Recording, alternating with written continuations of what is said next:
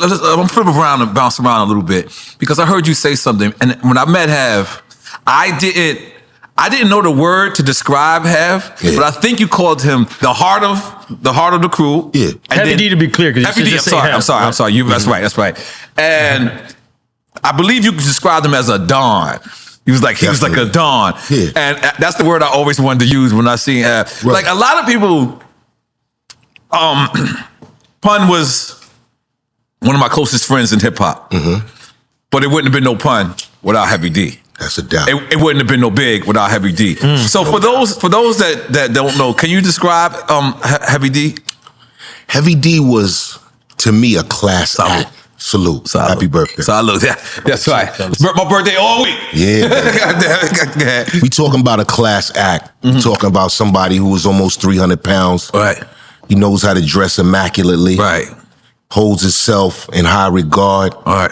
Knows how to conduct himself. All right. And everybody on the planet's mama love Heavy D. Right. You know what I mean? You know what's crazy?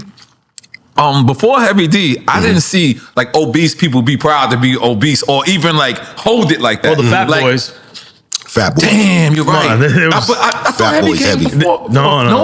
Fat Boys was first? Fat Boys is first. Pioneers. Nobody moved like Heavy. Oh, no, not at all. Nobody was as graceful as Heavy D on their really feet. Dancing. He was really like feathery feet. Yeah. He had dances and everything. Yeah, he had dances. He was could keep up with dancing those and he was dancers. keeping up with them.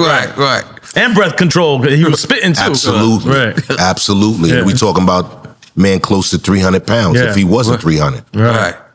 And I just want to describe that era in hip hop because I feel like, I believe we discussed this the other day. I feel like that 88, early 90, 91 era and 1998 is like one of the greatest years of hip hop. And you played in both. You had, I think your album dropped in 91, and I believe you came back out in 98 with Running Them. Right. So is that the golden years of hip hop for you as well? I think it was. Anytime you can get into a genre of music and be a part of it and have something to contribute to it. Right. Like my first song was Johnny Gill, Rub You the Right Way. Wow. The remix. That was your first song? That was my first song. That was the first official remix of hip hop being on a record, remixed on the radio. I was the first. I'm not gonna lie to you. You might have the #1 most requested song or hip hop song of all life. If I'm at a barbecue and they Reminisce Over You doesn't come on, I leave the barbecue. Like that. It's such an important song. It's like not just to hip hop. I think you know what? I limited to hip hop, but for hip hop, it is the song. Yeah, I think at a time I wanted to contribute something that was authentic. That wasn't an image that I'm trying to project. But I wanted to give them an inside, close feel to what the plight of a black family is like with nothing on it. But a anthem. But a song that a lot of people thought wasn't real, but every part of the song is real. When these artists say I live my music, I definitely live all of my music. It's nothing fake about my music. It's all paying homage to the people who are not stars, but they're stars to me because they allowed me to have a life and a career. And that came across in the music for sure. And you know what's crazy? That record is so familiar, right? That like young kids know it, old kids know it, but a lot of people don't actually get that you're paying tribute to your man, Troy. Like this morning, we was playing it, and then I go to the director Ross, and I go, you know what this is about? And he looked at me, and I was like, you know what it stands for, right? Troy. They Reminisce Over You. And I he's younger. He's the director. So I felt like I was like discovering. Like he was like, what? He didn't know. So that's how famous the record is, that people could hear it. And like, did you know this record will? Because for lack of a better term, that shit is gonna outlive you. Yeah. It's gonna be here even when you are not around. Did you know there's gonna be a classic record like that? I didn't know, but I knew I was writing something special because I haven't heard it from nobody. You know when you write something special, right? And you know you didn't hear it anywhere else? Right. So you know you tapped into something. Right. You just don't know what it's going to do because you can't foresee. Right. But you know that you tapped into something that no other artist is doing right now. Right. They can come close. Right. Dear Mama's close. Right. But it ain't Dear Mama. Damn. I never looked at it like that. And you were 18 when you made this record, Like right? 21. 21? Yeah, like 21. You motherfuckers making this crash-ass music as 21. Do you listen to Reminisce Over You? This shit lasted for 3 decades. And it's gonna last more. You ain't got no excuse, you little 21 trash hero rappers. You ain't got no excuse. He just said it. I said it for him. Yeah, all right, my bad. We were listening to different music, N.O.R.E. We were listening to crates and crates of old music, man, that was educating us to force us to put out different music. Right. You got to understand what was out there. Right. Big Daddy Kane, Cool G Rap, Heavy D, Public Enemy. Wow.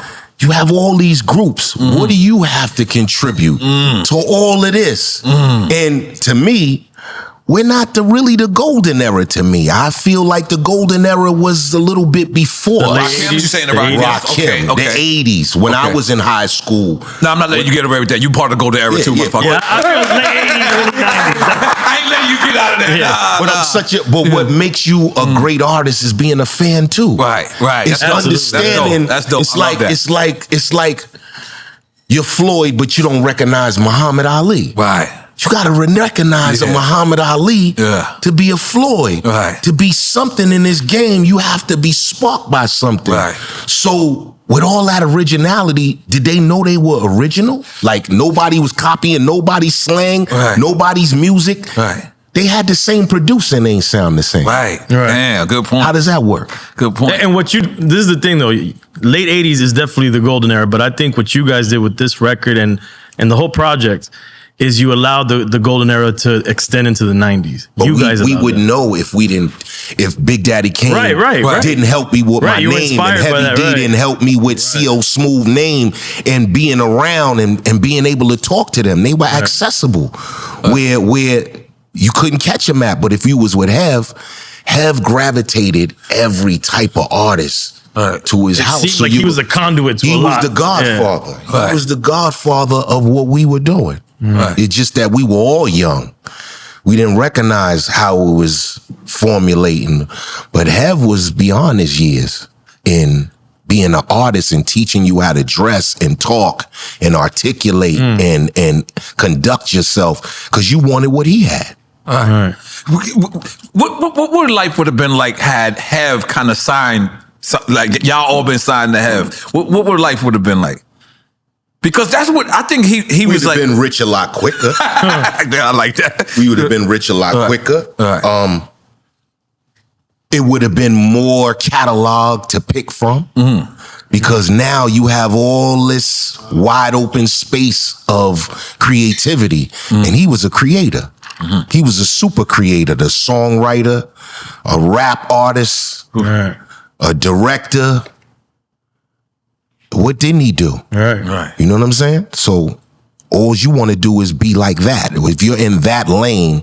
And he was in movies too. I remember seeing him in life. Yeah. Super actor. Yeah. So with those type of examples, how could you go wrong? All you got to do is listen. Right.